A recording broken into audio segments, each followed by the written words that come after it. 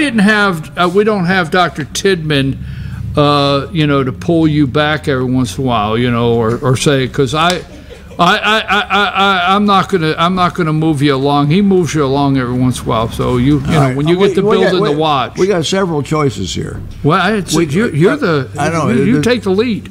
All right. You think you want us to try to do this next one? Sure. Okay. All right. Put the next one up then, because we're going to be doing. You said I had several choices, and then you looked at her. She's a producer, isn't she? Okay. She said yes. Well, wait a okay, minute. No, I'm asking. I thought she could run the show. Yeah. I thought they did run the show. That's fine. Yes. Isn't that your job? She tells me what to do all the time. Well, I'm not kidding now. Yes. Okay. You have a general. Yeah. You have a major. The people that run the show are the sergeants, right? Right. Okay. Now, you give direction to the FYNTV.com family. Right. She runs the show. Is that not correct? Right. You just used up another minute.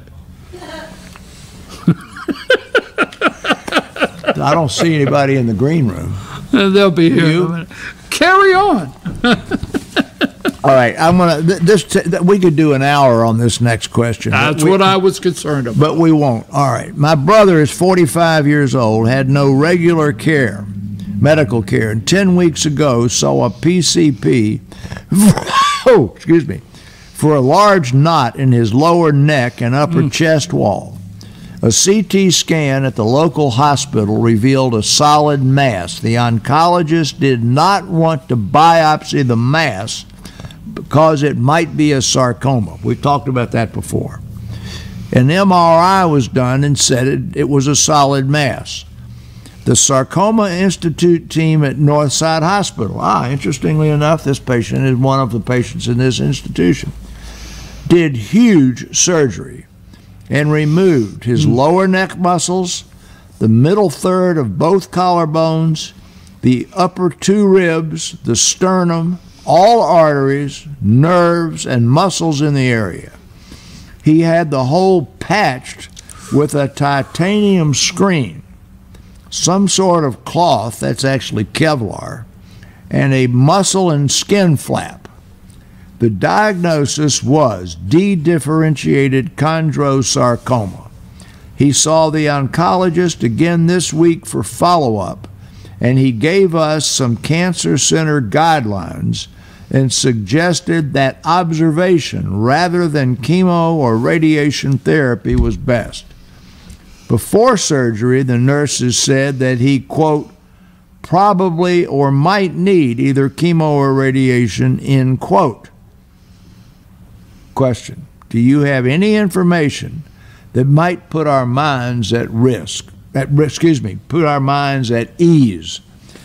As a BKP said, this is a huge operation, and basically everything from his chin to here, there, and there in one thing, including all the arteries, veins, and nerves were removed. Put up the next one. Yeah, when I read the question, I tell you when we came in before we started, just to listen to that question, that is that's very serious. That's a big operation. All right. Well, first of all, you're going to find out this is a tiny percentage of a tiny percentage of tumor, so it's very unusual, and that's why he was in a cancer center.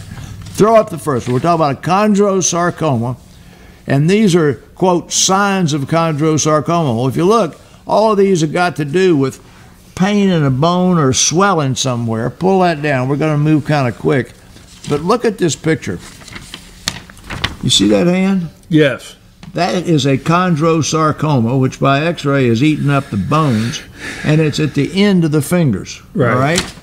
Now, we're not going to spend a lot of time on this, but this is just the clinical characteristics of all subtypes of chondrosarcoma. If you look, there's 6 different pathways.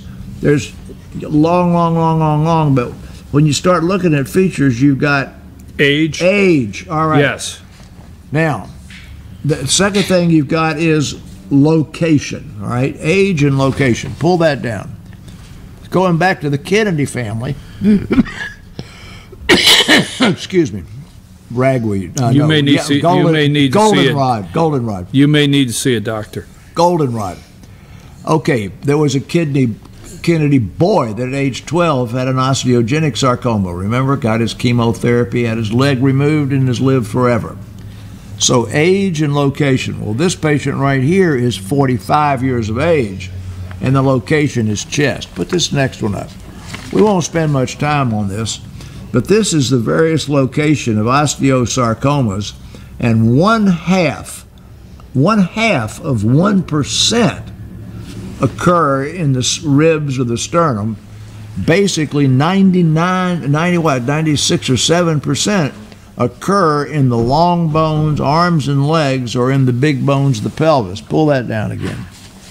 Now, once you get to the classification of these tumors, here is 3. So if it gets in what you call the long bone, you could do a target treatment or removal. Basically, you're going to remove it unless we're going to come back to it in a minute. Okay. But there are, how many different subtypes are there? This is right. 3 pages, okay? Yes. That's 15, 8. There must be 50 different histologic tumors that are going to be in these locations, and they are going to get, pull that down, they're going to have different ways of taking care of them. That you could have one that's even got a lymphoma base. That's going to be like your mother. That's going to be chemo or chemo plus radiation therapy. But if it's in this sarcoma range in children and young people, that's chemo, radiation, and joint and bone preservation if possible. There are places where you can take the bone out and replace it with metal and all sorts of fancy things. So anyway, we're going to put up this next one. It's not going to take a long time. But there are all of these different types and subtypes that by different radiological techniques or by location and so forth, you can pull that down, guide and direct the way that you are thinking about how to treat them. So we're going to go back to things that are common. My dad always says common things are common.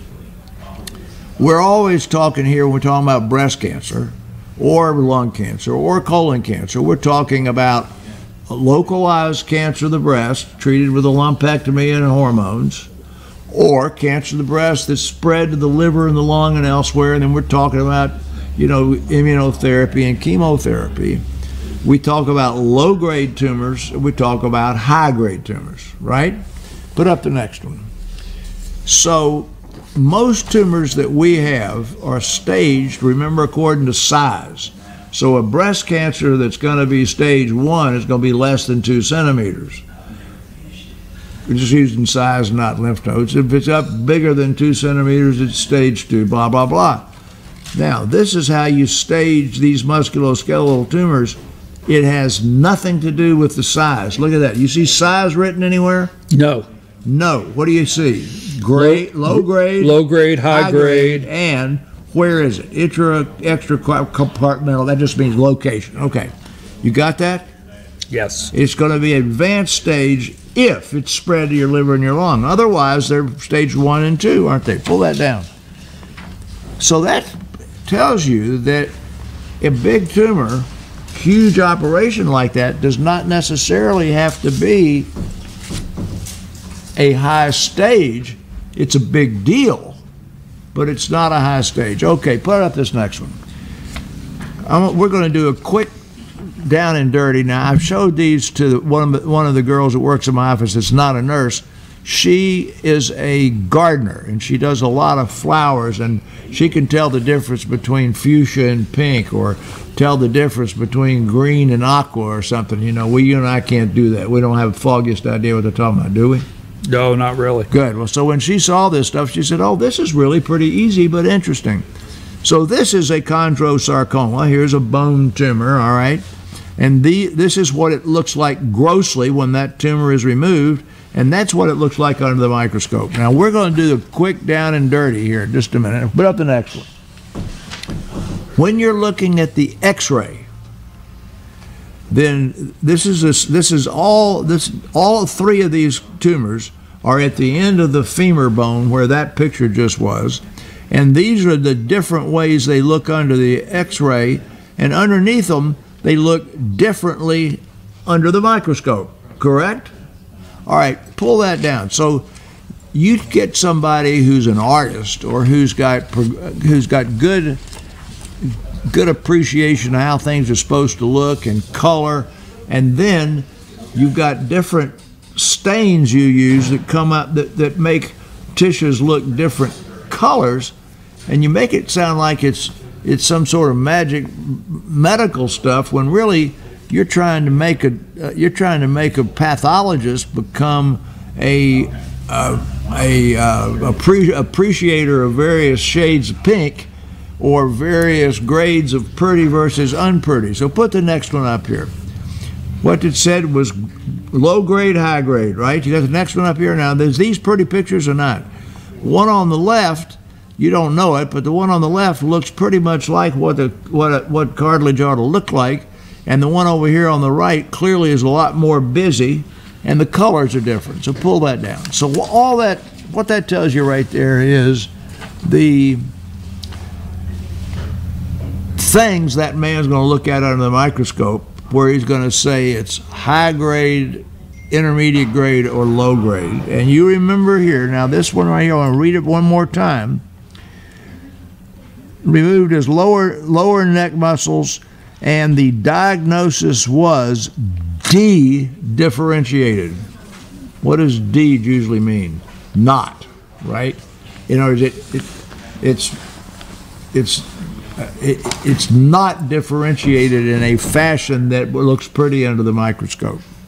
So put up this next one. The name of this slide is rare. Yes. Histology of rare chondrosarcoma subtypes. Rare ones. Well, first of all, this tumor was rare, remember? Less than 1% of sarcomas. Sarcomas are way down here. You got lung cancer, prostate cancer, and everything else. I mean, so sarcomas are rare. This location is even more rare. It's 1% of the locations ever. And this is a rare type of a rare tumor in a rare location. So I'll bet you there are not 3 patients like this in the United States in a year. Now, if you've learned your lesson about the difference between fuchsia and pink or aqua and green, and you know how to look at this under the microscope, if you look at this left one, there are 2 different patterns that are there. You see that? Right. All right. These on the right-hand side are not that way. So this is what's called dedifferentiation. That one looks like normal cartilage or the low-grade one. This one looks like the high-grade. We're going to pull that one down. So now let's go back to this guy. He has had a huge operation. He has had a huge response, reconstruction. He is doing beautifully according to the question. Healed well, off, not taking any pain medicines. He's up and around. I guarantee they're not letting him use he ain't doing anything with his shoulders. He's not doing any push-ups. He's going to have 6 months or a year of limited musculoskeletal stuff, right, because all this stuff up here is made out of titanium, and they got to wait till it all scars in. But he's up and around doing fine. He just can't work. He could probably brush his teeth, but he's real limited in what he can do here, okay? But that dedifferentiated is largely a low-grade tumor. One part of it is going to be a high-grade tumor, but the margins were good. They're all free, it says right there. When those nurses were telling him he might need radiation, it was because of that concept we had with a brain tumor, that you might not be able to get all around it. Remember, in the brain, you couldn't get all around it because it crossed the midline or whatever. If this had gone deep enough to involve the actual heart itself or the aorta itself, then they would not have been able to remove it. Right? You can't take out the heart. But it didn't. It got close to it, but they were able to get around it. So if they had left margins there that they knew were positive, but had removed 99% of the tumor, just like that brain tumor, they would have recommended radiation, probably with some chemo to sensitize it. Chemotherapy does not work well with this tumor. So the fact that they were able to get around it and the margins are good diminishes dramatically the chances that this is going to recur. And the hazards of the radiation in this area would be far greater than the possible benefit. And the only role for chemo, if any, would be to increase the sensitivity to the radiation. So for that reason, this brother got the highest degree of combined modality treatment. I guarantee you he was presented to a tumor board where radiation therapists, plastic surgeons, orthopedists, chest surgeons, and sarcoma cancer surgeons, because to fix him, it took orthopedists on these bones, it took plastic surgeons moving up this flap. The radiation therapist is the guy that said, I don't think he needs it. So he's gotten great care. His relapse potential you can't predict because it is dedifferentiated, but your brother got good care. The idea that they're not going to do radiation and chemotherapy is appropriate, and so make sure that you do everything for him it needs to be done in terms of cutting his grass and driving his nails, because he's not going to be using his chest or his arms for any kind of heavy work for a while, and otherwise forget about it. You're late for work.